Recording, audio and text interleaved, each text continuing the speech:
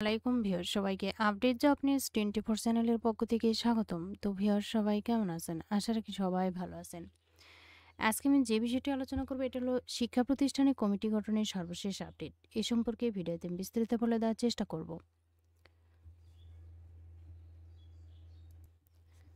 তবে ভিডিওটি শুরু করার আগে আপনাদের কাছে একটা রিকোয়েস্ট থাকবে। আপনি যদি এই চ্যানেলে নতুন হয়ে থাকেন তাহলে প্লিজ সাবস্ক্রাইব করবেন এবং পাশে থাকা যে বেল আইকনটি রয়েছে তাতে অলে ক্লিক দিয়ে রাখবেন, যাতে আমি পরবর্তী ভিডিও আপলোড দেওয়ার সাথে সাথে সবার প্রথমে আপনার কাছে নোটিফিকেশন চলে যায়। তো চলুন দেখি। অন্যায়ভাবে কোনো শিক্ষা প্রতিষ্ঠানে কমিটি দেওয়া হবে না। এখনও কিছু স্কুল অ্যাডহক কমিটি নিয়ে জটিলতা কাটাতে পারেনি।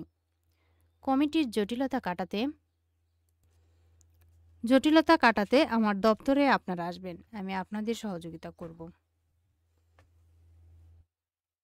বরিশাল শিক্ষা বোর্ডের চেয়ারম্যান অধ্যাপক মোহাম্মদ ইউনুস আলী সিদ্দিকী বলেছেন, অন্যায়ভাবে কোনো শিক্ষা প্রতিষ্ঠানে কমিটি অনুমোদন দেওয়া হবে না, কারো অন্যায় আবদার মেনে নেওয়া হবে না।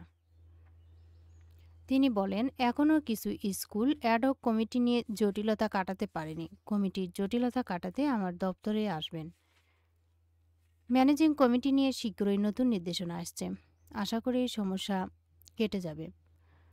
শনিবার পটুয়াখালীতে শিক্ষকদের সঙ্গে মতবিনিময় সভায় কথা বলেন তিনি বলেন, শূন্য পাস শিক্ষা প্রতিষ্ঠানগুলোর প্রধানদের প্রশ্নের সম্মুখীন হতে হবে। এবার গণিত ও ইংরেজিতে বেশি ফেল, তাই শূন্য পাস শিক্ষা প্রতিষ্ঠানগুলোর ছাত্রদের এই বিষয়গুলোতে নজর দিতে হবে।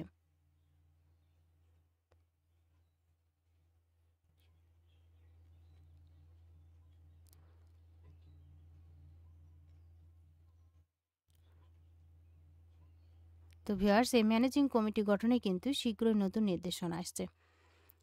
এই ছিল সর্বশেষ আপডেট। ভিডিওটি ভালো লাগলে অবশ্যই লাইক, কমেন্ট এবং শেয়ার করবেন। আর নতুন নতুন ভিডিও পেতে চ্যানেলটিতে অবশ্যই সাবস্ক্রাইব করে সাথেই থাকবেন।